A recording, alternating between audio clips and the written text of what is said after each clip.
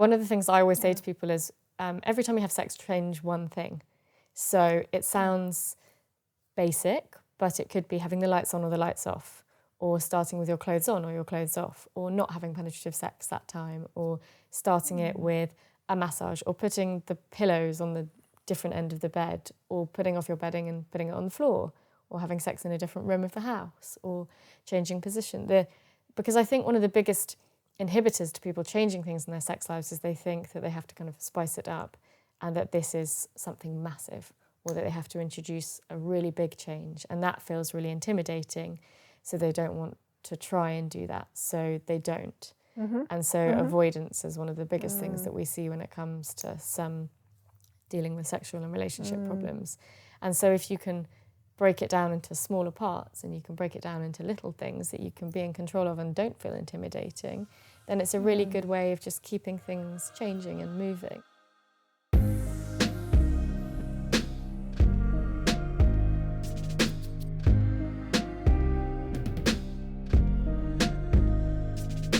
Hello, I'm Dr. Sheri Jacobson, and this is THERAPYLAB, a podcast dedicated to demystifying therapy, mental health, and the art of well-being.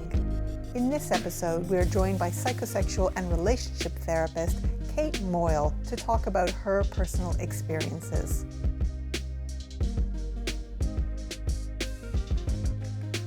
Hello, Kate. Hi. Thank you very much for joining us today. Thank you so much for having me on. Your line of work, you're a psychosexual therapist and relationship therapist. Yeah. A field that is really interesting to me, not least because I had a supervisor who was a psychosexual therapist and was working with couples, but also we have a lot of inquiries for sex therapy coming through in the clinic. So a really hot topic. Let's start off, if you can just tell us a little bit about yourself and what you're working on currently. Yeah, so I'm a psychosexual and relationship psychotherapist and also a psychosexologist. So I am working with people who have any struggles related to sex and relationships specifically. So I don't do any general therapeutic work. It's very kind of targeted. And that could be anything from sexual trauma to sexual dysfunction to relationship stresses to trying to get pregnant to having had babies to infertility. The impact of miscarriage, just general relationship challenges, difficulties, decision-making.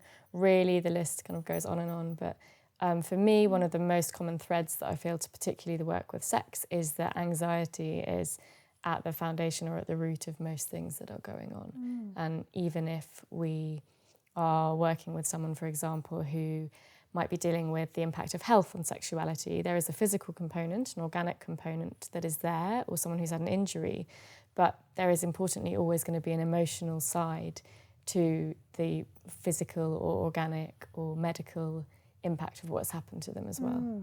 And you were mentioning before we started filming the mind-body connection. Yeah. Can you talk us through a little bit about that? Yeah, so the way that you probably most commonly see it as a psychosexual therapist is in sexual dysfunctions. So for women, conditions like vaginismus, which is where we see an involuntary tightening of the muscles, the pelvic floor muscles, which means that there is no possibility of anything from tampon use to penetrative sex. And for men, we see a lot of psychological erectile dysfunction. So again, the impact of performance anxiety, stress, negative thoughts, actually inhibiting sexual functioning. Yeah, and that's one of the issues actually that we get requested a lot, ED. For you, what are the more common presenting issues? Are there clusters or does it vary widely? It varies really widely, but I'd say the clusters are definitely around the sexual dysfunction. I think that's also because we talk about it a lot more in the media, that we're seeing that people understand that it isn't just a medical issue anymore, that actually that there is psychological intervention that can be helpful. And I think that actually it's just a lot of the kind of taboos around those subjects have broken down. I work particularly with a lot of younger people. So the majority of my client base are under the age of 45. You know, I'm a younger therapist, yes, so it might be because of that, but it's actually because younger people are struggling with these problems. It's not just the group of people that have been in long-term relationships or are of a certain age, and so there are health implications that go with that, or things just kind of don't work the way they used to. But we're seeing that particularly people in their 20s and 30s are now really affected by these issues. And you are a director at the Thought House Partnership in Percy Street, London. And you were also mentioning how busy you are. What do you attribute this interest or rise in people seeking help for sexual issues and difficulties? I think that just the need is massive. I think that we're hearing more about psychosexual relationship therapy. I think we're talking a lot more about sex education, sex lives, the impact of sex, that it doesn't always work. We're understanding that the representations that we see of sex in the media aren't always representative or accurate. And I think the conversations around sex not always being perfect are happening a lot more, and people are recognising actually that they're not the only person that feels that way, that there is help available, and that people are starting to do something about it. It's becoming less taboo in the way that all therapy is becoming less taboo, less stigmatised. And a lot of it is that it's sexual wellness, I think, is starting to be included as a part of all-round wellness and well-being in a way that it wasn't previously. And why might a couple or why might someone come in, like the kind of catalyst for coming to visit a sex therapist in the first place? It's one of the questions I always ask people in a first session is why now? Typically there tends to be some form of trigger or some form of event, something that's kind of nudged them over the line of thinking about it to doing something about it. The most regular things that I see are something like a relationship breakdown, or they've met someone new and they really like this person, they want it to go somewhere, or that there has been an event, you know, it's just one kind of time too many, or because what tends to happen is it starts with sex and then it kind of moves backwards. So if a person is single, for example, they don't just stop having sex, they stop dating, they stop going out with friends because their friends are trying to set them up with people or introduce them to people. They stop so we see this kind of regression or this kind of isolation process that goes on. And actually that can be really difficult, and it kind of pulls people away from other people in their lives. And in relationships, what we see is that if sex particularly is a problem, that there's a pull away from other forms of physical intimacy or touch. So we reduce the opportunities for sex, because they become ingrained with failure. So what we do is we then kind of step back from anything that might lead towards that source of anxiety or that problem. And those typically tend to be the problems that actually bring people to therapy. And then what is the process of therapy? And typically, how long would you work with someone for, or a couple? As long as a piece of string, as with all therapy. Know that. With psychosexual therapy, it can be more targeted. It can be more focused, because it can be kind of around a real kind of focused problem or a dysfunction, for example. So it might be slightly more short term, but it depends also on the person's background, their history, what contributing factors might have brought them to therapy in the first place. Some people might have had some kind of form of therapy before, so they might be more comfortable with the therapy process. And, you know, it's a lot with psychosexual therapy, particularly also with couples relationship therapy. There might be exercises and homeworks and things that couples need to do or individuals need to do outside of sessions, and how much they get involved with that, how much they want to do that will also impact the process and how that goes. Would you be able to let us know some of the exercises? What are the ones that you feel work well with your clients? Yeah, so for me, a lot of what I'm doing, kind of if they're physical exercises, they might be self-touch or masturbation exercises. There might be for women who are struggling with conditions like vaginismus, we use things like dilators, which will start smaller and increase in size. For couples, it will be about reintroducing physical touch into their relationship or physical intimacy into their relationship. It might be communication exercises. A lot of it is about kind of moving towards the pressure point or the point of anxiety, but in a gradual way. So we're desensitizing. So we are gradually reintroducing things in kind of little step-by-step processes that will move us closer towards, for example, penetrative sex, if that's the goal, or more physical intimacy if that's the goal for a couple.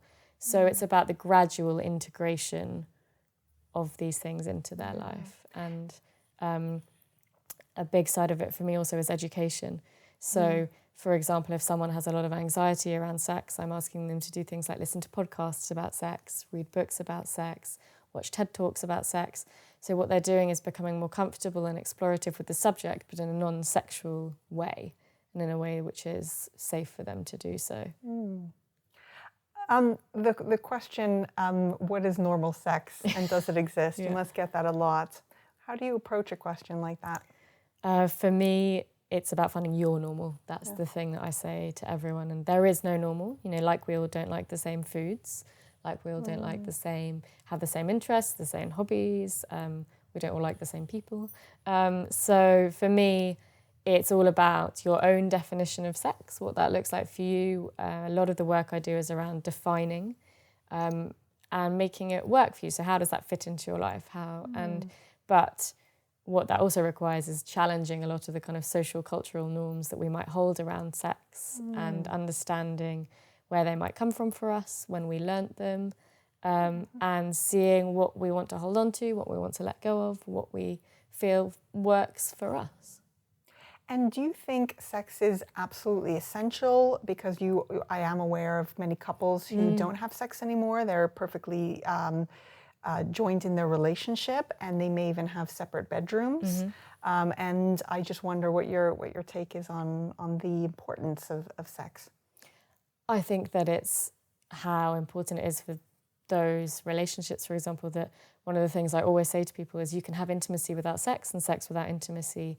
And for example, I might work with people who cannot have sex in the kind of penis and vagina penetration definition that we see in the dictionary, but what they are able to have is a sexual relationship of a different kind because they've had an operation, which means that they no longer have sexual functioning. They've had prostate cancer, for example, or nerve damage, something like that, or an injury.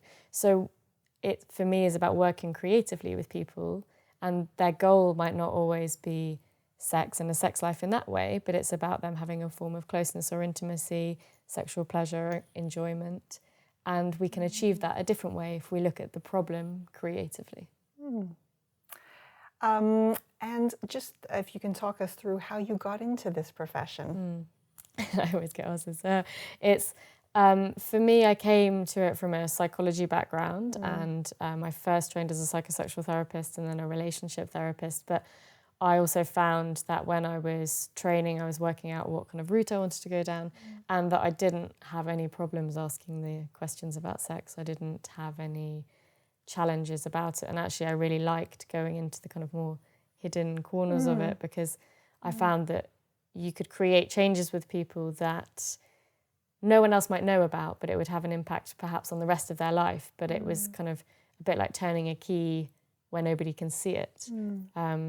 So it kind of came into it through that. But also I just really feel that sex and relationships are so central to almost everything that we do, but in a way which is not recognised in the way I think that we do everything else in life. So it's a funny kind of taboo challenging, stigma challenging, but it's there almost in everything that we do. I think it's a strange relationship that we have with these part of our lives. And the training route to becoming a psychosexual therapist, and a new term for me, psychosexologist. Firstly, if you can unpick what that definition is, and then how one would go about a training. Yeah, so psychosexologist is actually, I think I've done recently, it was an exam in Prague, so it was the European Society of Sexual Medicine. So it's that kind of space between medical and psychological again. So we sat the exam, there were I think about 30 of us that were psychologists and about 120 people who were doctors. So all learning together, which was amazing. So we were all understanding the more medical perspective, but then also educating doctors on the more psychological. So it's bridging that gap between the two. It's very similar to psychosexual therapy in that way. So I first trained as a psychosexual therapist. It was a diploma at a place called the Centre for Psychosexual Health, which is in North London. And that is a 2-year training completely focused on psychosexual health. So the mind-body connect we were talking about earlier, and understanding how the body works, but then how the mind works. So a lot of it to do with biology, a lot to do with education, quite a lot of cognitive behavioural therapy in the techniques that we use, but also understanding how things like medication can also impact sexuality and sexual functioning. So it's very narrow, but also very broad at the same time. And then I did my master's in relationship therapy, and that was at the Relate Institute, so the kind of Relate side of their teaching, which was run out of Birkbeck University. And that was a 3-year training in integrative relationship therapy. So we studied psychodynamic therapy and systemic therapy, and then we worked them together with a focus on couples, relationships and families. And clearly it's a profession that you're enjoying. And I love it. I'm very lucky. Interested to know about how you got into it and into the field of psychology in general. So if you can take us back as far as you can remember, and your kind of potted version of your life story. What was it like growing up? And I had a really wonderful childhood. I think it was very happy, really close family. We're very open as a family, so that plays a big part in kind of openly communicating about things. It kind of all began there. And when I was younger and a teenager and growing up, I used to work with kind of different groups. So I went and kind of worked with MenCap, for example, and at Leonard Cheshire and things like that. So I was working with different groups of people. So I think the interest in psychology was always there. And then I studied psychology at university, and my dissertation was about sexual partners. And that's kind of really, I suppose, where the spark started. That was with an evolutionary approach entitled, Is Your Ex-Partner a Predator? Was my dissertation title.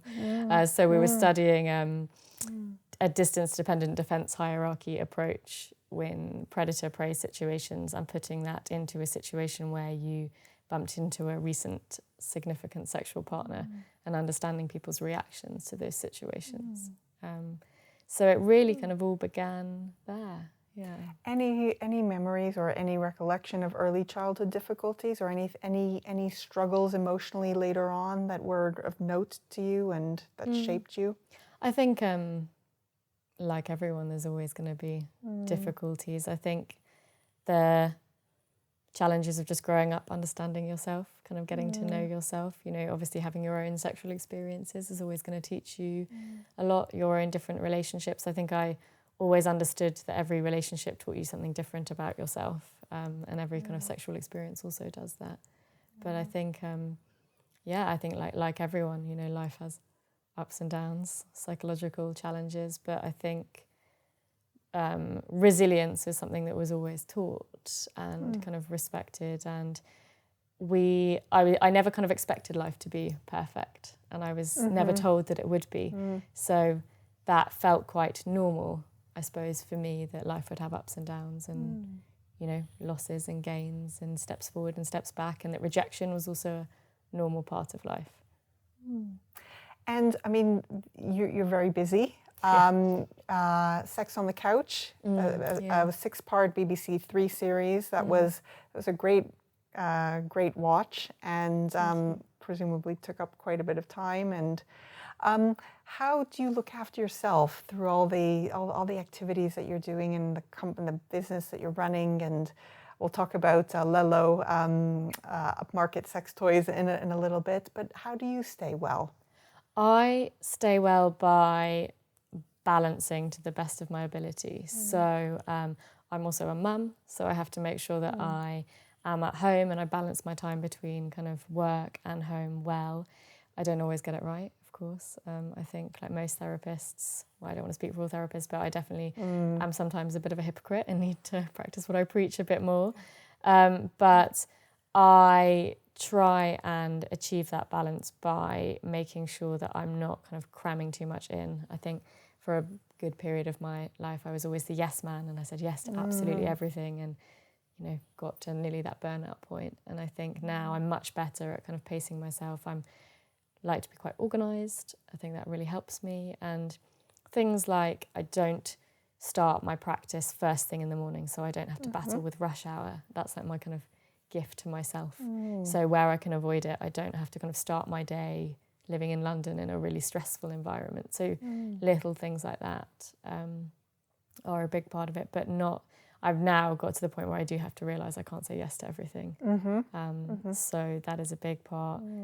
Balancing my use of technology is another thing. So learning to kind of put my phone down, that notifications can wait, emails can wait, and just having fun, and also doing things that are unproductive when I'm not working, I think is a big part of it. I think you can get so goal orientated and focused and put so much pressure on yourself, and actually I think I function better when I'm not doing that. So that's been quite a useful lesson, and I think one that kind of came with becoming a parent, because so much of raising a child, there is no productivity in jumping in puddles for half an hour, apart from the fact that your child enjoys it. And so you learn to let go of some of those pressured expectations and just say, okay, well, if we're here for half an hour, that's fine. We don't have anywhere else to be. And anything else on the sort of holistic side, either that you're doing or would aspire to integrate more of if you have the time? I think I always have things I want to be doing. I'm doing a lot of work at the moment with brands. So I helped Boots to launch their sexual wellbeing category in-store and online at the end of last year. And I've just been working with This Works, who are a UK beauty brand. Yeah, and tell us a bit more about that. Yeah, so they've created a product called Love Sleep, which are a candle, a pillow spray, a roll-on, and a diffuser smell. And basically it's to help couples to reclaim the bedroom. So the focus of the majority of their products is around sleep. And so in their research, they were thinking about what the other things that people do in the bedroom are, and asking the people that test their products. And it turned out that actually people were saying, we're not really having as much sex as we'd like to, or we used to have more sex, or I'm not feeling that close to my partner. And a lot of what people were saying was it was technology based. So they were on their phones instead of spending time with each other. And so they've created a functional fragrance which targets the areas of the brain associated with reward-seeking behaviour, so intimacy-seeking behaviour. And so the encouraging thing, well, the thing that we're trying to encourage is couples to reclaim the bedroom for sleep and intimacy, for sleep and sex, so to put your phones away. So the intentionality of using a product like this, which is non-invasive, just a smell, can help you to feel closer. We found that I think it was 45% of the couples that tried one of the products said they talked more. 1 in 3 couples who used the pillow spray had more sex. And so what we're finding is that with the intentionality of spending that time together, putting that time together, couples were actually doing it more, which was really positive. And you mentioned that they would be tested with brain scans to see the effects of these fragrances. Fascinating that it could have such an impact on our physiology. Yeah, so they work with Gabby Bader, who is a neuroscientist, use MRI scanners to test their products, the sleep products as well, and also do behavioural studies with users. So user studies. Definitely something I want to check out to replace my traditional pillow mist, the lavender variety. So that leads us nicely on to you being UK sex expert at Lelo. And I've taken upmarket sex toys in a nutshell, taken a look at their website. They have some very nicely branded and graphically displayed sex instruments. Are you aware of the range? Have you tried any of them? What's your verdict on their uniqueness? I think they're brilliant. I think the thing is they're really high quality. You know, they are amazing, kind of like medical grade silicone, and they are very creatively designed for different bodies as well. And there is a big focus on female sexual pleasure, which has always kind of typically been more in the background. And so really there is this whole kind of creative approach to creating sex. So sex toys is obviously, you know, now an enormous business. It's absolutely massive. How do you work with your clients with it? Do they bring it up? Do you suggest it? So I have in my practice a range of kind of things like sex toys that clients can look at, especially for people that have sexual anxieties, for example, who might be wanting to use dilator sets, because I think it's important that they can kind of have a look at them, understand what they look like and feel like in a safe environment. And so for a lot of people, for example, going to a sex toy shop could be incredibly intimidating, absolutely terrifying, and to have to ask an assistant about what they would recommend. And that is a barrier to entry for lots of people. So in my practice, I kind of have a box of things which people can look at, feel, touch, ask questions about, and understand a bit more. And that might be the thing that offers them the comfort to then go and purchase a sex toy if that's what they'd like to do. Some people obviously might never use something like that. And the dilator set, how do the mechanics of that work? Yeah, so a dilator set is basically, if you think about about the smallest one is about the size of a finger. And so then what they are is they are silicone and they increase in size. So they're kind of a set of 4.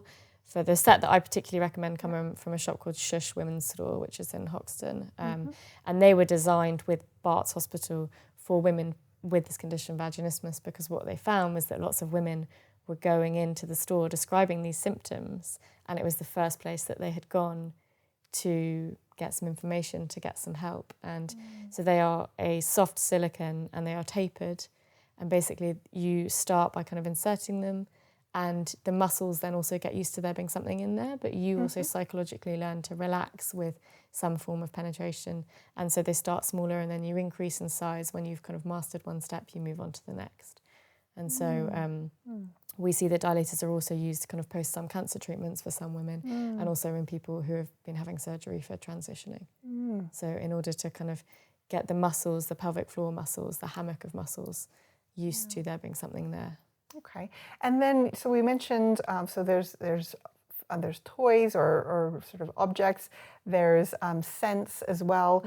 Viagra, Yes. and any other medication. What's your experience of working with clients with and how many of them might want to use Viagra? What's the results with them? Yeah, so that group of medications, PDE5 inhibitors, are kind of very commonly used. A lot of people might be coming to me because they don't want to use medications. So actually they recognise that they feel that they could start using these medications and not be able to get off them or feel reliant on them. And so actually what they prefer to do is go through the psychological process of working out what's going on and feeling more in control without relying on a medication. We now know that those medications are also available without prescription. So over the counter, there are also subscription services available. So it's completely about that person, what they want to do. I often talk to people's doctors if they are prescribed them. There is a kind of newer way of using Cialis at the moment, which is a 5 milligram daily dosage for people that might have some kind of organic problem. And what that does is it allows more spontaneity. So it's kind of constantly low level in the bloodstream. So that might allow more kind of spontaneity around erections and things rather than a higher dose, which you take occasionally or kind of on demand. And so it's something which is being used kind of, but only under medical advice from a doctor. And would you recommend if someone has a sexual difficulty, like an overtly physical sexual difficulty, would you recommend that they go to the GP at the first port of call, or could they come and see you or one of your colleagues and then be directed towards a GP if you feel it's indicated? I think that we always understand and want to understand if there is organic dysfunction there. So for example, one of the things in an assessment which we'll be asking men is, do they have erections in the morning when they wake up?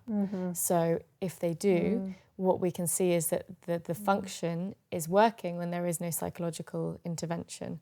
And that is because men have erections throughout the night and kind of then they wake up with them in the morning. So we use tools like that, measures like that, to understand what that kind of natural resting level of functioning might be. If there is no functioning or there has suddenly been a stop of functioning, the first thing we recommend is that someone sees a doctor, because it could be to do an indicator of early heart disease, for example, or something like that, because the blood vessels in the penis are some of the smallest in the body. So if they are blocked for some reason, it's an indication that that might be happening elsewhere in the body as well. So it's really important that they go and see a medical practitioner to get that checked. And do you work with a specific group of GPs or practitioners, or? I recommend to some kind of private GPs, but also if someone already has a relationship with their GP or they might have other symptoms that are going on, it's important that they go back and see their GP first. But with their permission, I can speak to a GP or urologist or a physio or So I try and always, where possible, if it's helpful for the client, to kind of work collaboratively with other experts. Yeah. We were also talking about the mind-body connection in relation to Viagra, and wondering to what extent it is a placebo. I think the thing is, we will never know. But what lots of people with performance anxiety report is that if they take a medication, that they feel there is a safety net there. There is not a guarantee, because we can't always guarantee that it will work, but they feel the pressure is off them to perform because they have psychologically put the pressure onto using a medication, for example. So that in itself can help them to relax, to feel calmer, to feel more comfortable with the sexual situation. And we know that arousal and anxiety clash against each other.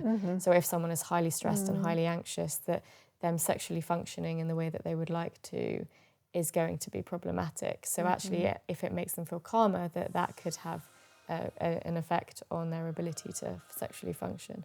I hope you're enjoying this episode of Therapy Lab. If you feel ready to transform your life with therapy, we're offering 10% off a first session with any therapist on harleytherapy.com to our listeners. Just use the code TherapyLab when you book your session on harleytherapy.com.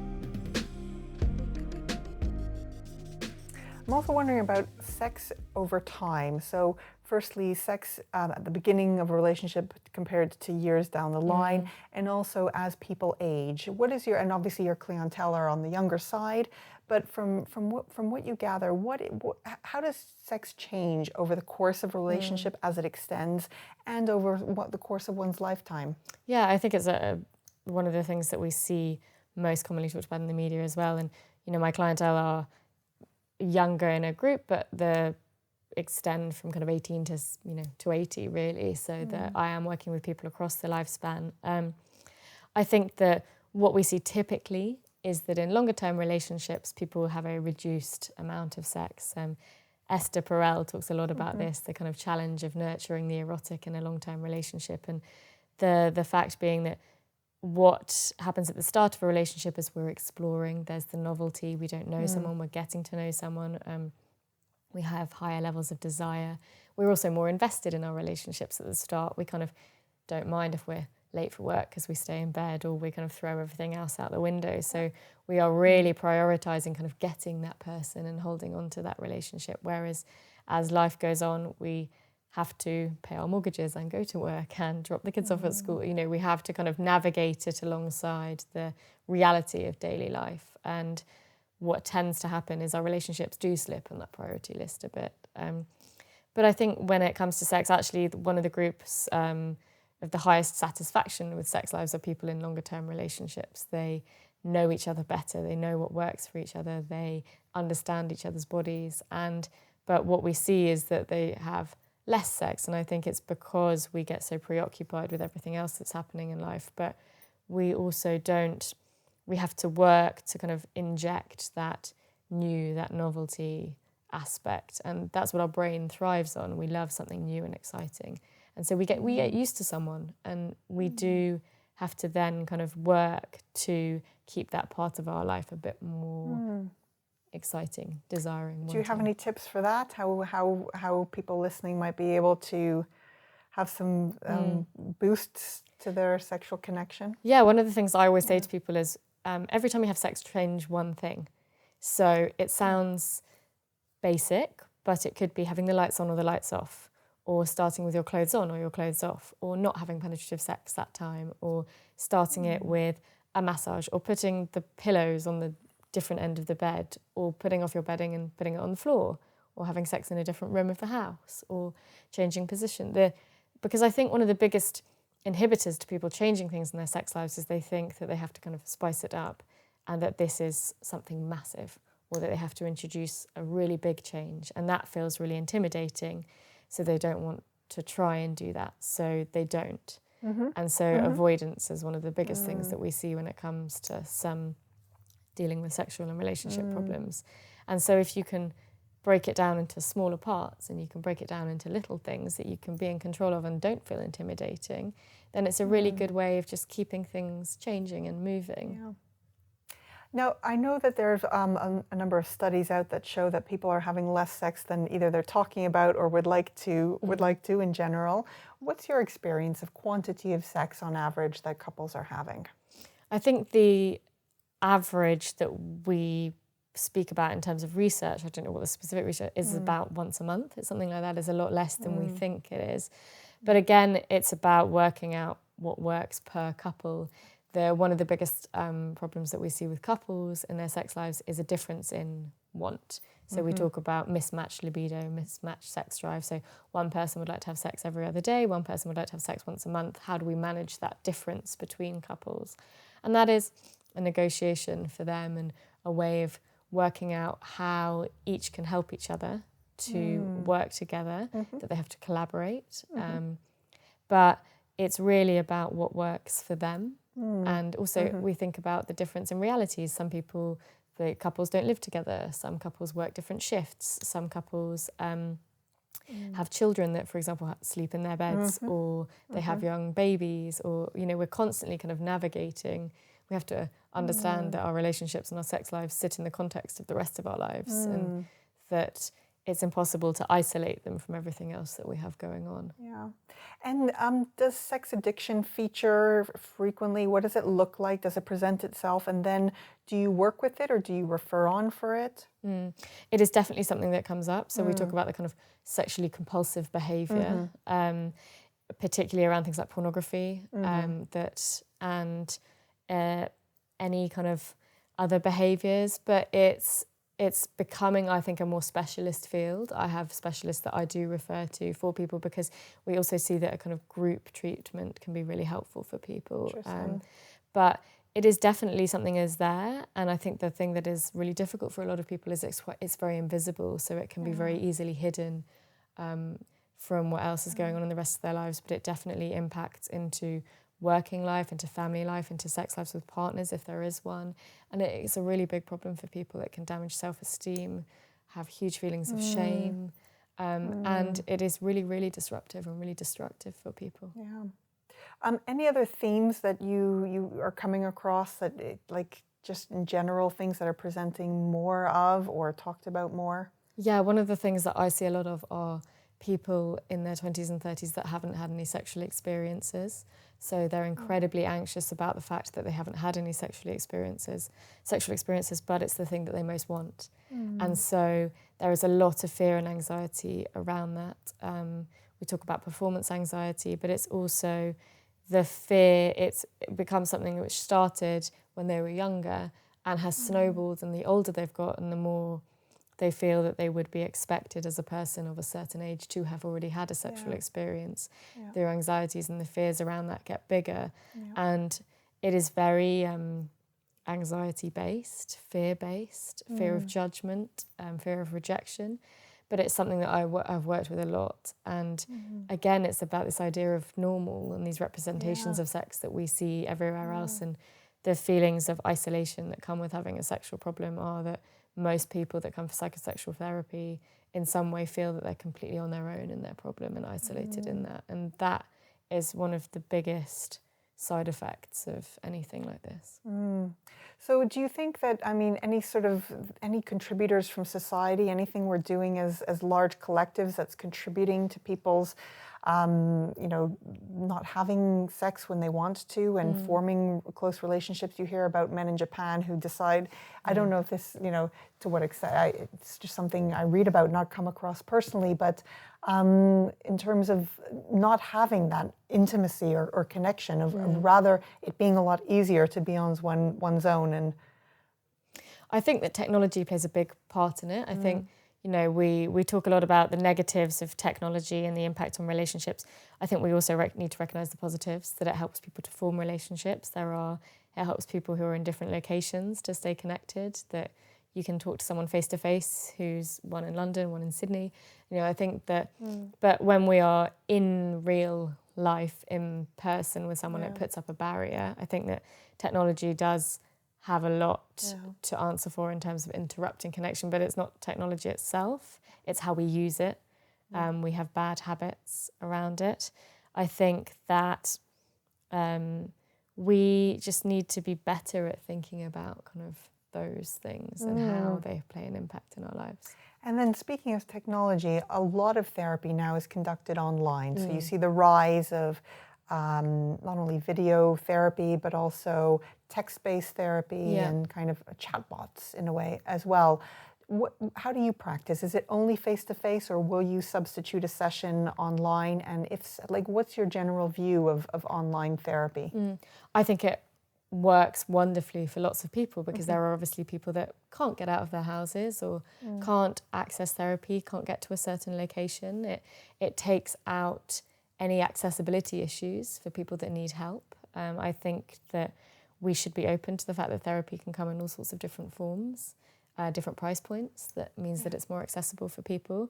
For me, I run my practice just face-to-face. It's just a personal choice for how I decide to practice. I don't do any online work, but I think that it should be accessible to people and should be accessible to people. You know, they might live on the kind of, you know, a Scottish island, and that means that they can't get to someone, and so why should that person not have some kind of accessibility of the help that they need? Yeah, I would say also the majority of our therapists are in person, but they will substitute. Many of them will substitute, but we do have occasional ones who only prefer face-to-face, and they have sort of reasons for that. Your views on apps to promote sexual connection and improve sexual relationships. Are you aware of any good ones that are out there, or what's your view on them as a whole? There's a brilliant one called Harley, which is more focused on female sexuality. And what they do is they have kind of mindful sex and masturbation exercises. They have body awareness exercises. They have kind of erotic stories. And it's more also about building a kind of awareness relationship with your body and your sexuality. So that is a big one. There's Dipsy stories. And Ferly, F-E-R-L-Y. F-E-R-L-Y. And then there is Dipsy Stories, which is an erotic stories kind of platform. And I think what that is we're moving into this space, I suppose they call it kind of audio porn. And basically it's about a different representation of erotica, which isn't video-based or image-based. So what that can do is help people to kind of construct their own visuals around it. So there's a lot of conversation about that in the kind of body positivity community, because there is no representation that we are then putting on people of what is sexy or what is erotic. So people can take their imaginations and put that together themselves. So it's a more personalised approach, which is very interesting. It's kind of quite new. Okay. And I am wondering about your personal experiences with therapy. Have you, as part of your training, undergone any therapy? I presume you're in supervision. That's like a requisite. What is therapeutic for you? Yeah, I've obviously had my own therapy as a therapist. I think it's important to understand what it's like to be in the other chair. What is therapeutic for me? I suppose a bit like when we were talking earlier about balance, it's not kind of feeling overwhelmed, it's spending time outside, sleep, relaxing, doing nothing. But again, I think a lot of what I do for fun is the fact that it's unproductive, but also for me, it's spending time with the people that I love is a big part of what is therapeutic for me. It brings me a lot of joy, and is really, you know, my life is the most important thing about it is the people in it. So that's where I like to spend most of my time. We circle back to relationships. So your own personal therapy, how long was that for? How did you discover? How did you come across a therapist? Yeah, it was a requirement of the training that I was doing at the time. So that was kind of throughout the training. So would have been a couple of years ago now, and then I had a second bunch of therapy with a different therapist again, probably a couple of years ago now, I think. And then, but it's something that I've kind of revisited at the times that I need it. And that has been to help me manage, to help me process, to help me kind of be more self-aware. And I think that I feel like I used it kind of productively and preventatively. So before kind of getting to crisis points, so kind of helping myself to help myself, if that makes sense. And what was your relationship or the therapeutic connection like with each of the therapists? Again, it's always the most important thing is about that relationship and about that connection. So good, and I don't think I would have continued if I felt like it wasn't. But you know, the most important thing, being able to be fully honest, was the most important thing for me about fully honest, as in describing how you experience it as you go along and not holding back any negative views, or. I think not even that, just being able to feel fully able to say whatever I needed to say. For me as a therapist, I invite my clients to challenge me. I say to them, you know, if you think I'm kind of going off in the wrong direction, tell me. If I say something that hits a nerve, we'll explore it, because there's so much information in those challenges. And, you know, I also say to all my clients, I don't always have all the answers. And so if we don't, then we'll understand what's going on and we can kind of explore that together. And I think that's the thing I was also looking for in my own experience of being the client. It is what I got, which was brilliant. Are there occasions where you feel you don't gel with the clients, or vice versa, that they raise that with you? I think sometimes, you know, you'll never be the right therapist for everyone. I also say that to all of my clients in a first session. I always say, you know, go away, have a think about it. You might not feel like I'm a good fit for you. And that's the most important thing, is that you feel like this is the right place for you to be. If not, I can offer referrals for other therapists or recommendations. And I think that it's an important part of that process. You know, we have to build a relationship with that person. If we don't feel the person is right, then that relationship won't work as well. But I think it's not always about it gelling perfectly. You know, sometimes I think psychosexual therapy particularly is really hard for people, and it's really challenging. We're kind of going into a lot of shame, a lot of really difficult spaces. You know, sex as itself is a really challenging topic, particularly if you're then on top of that having a sexual problem. So it's important that you feel that the relationship can hold that. And it is very difficult to speak about, and that's why I really am grateful, very grateful to you for sharing and opening up this conversation to people who are watching and listening. I want to ask you about what's on the horizons for you next, if you have anything in mind. Just kind of carrying on doing what I'm doing at the moment is amazing. You know, I would love eventually to do something like write a book, but you know, pipe dream. Well committed here. But yeah, I think a big part of me being a psychosexual therapist is having conversations like this. I try and do as much kind of education through doing things like working with the media or podcasts or articles and things like that, because the internet is where people go as a first step nowadays for information on anything. And if we can put accurate, you know, information out there, educational information out there, someone reading something might be enough to shift a thought or a worry or an anxiety. And so for me, that's an important part of it. Very much so. Well, again, thank you so much for sharing today and making it accessible to a lot more people. Where can people reach you? So my website is my name, katemoyle.co.uk. I also have a therapy Instagram account, which is at Kate Moyle Therapy. And the Thought House partnership is thethoughthouse.co.uk. Lovely. Thank you so much, Kate, for joining us. Thanks for listening to Therapy Lab. To find private, affordable therapy in person around the UK or online by video from around the world, visit harleytherapy.com today to start therapy as soon as tomorrow. If this is your first listen to Therapy Lab, do hit subscribe to keep up to date with new episodes. You can find us on iTunes, Google Play, and all good platforms.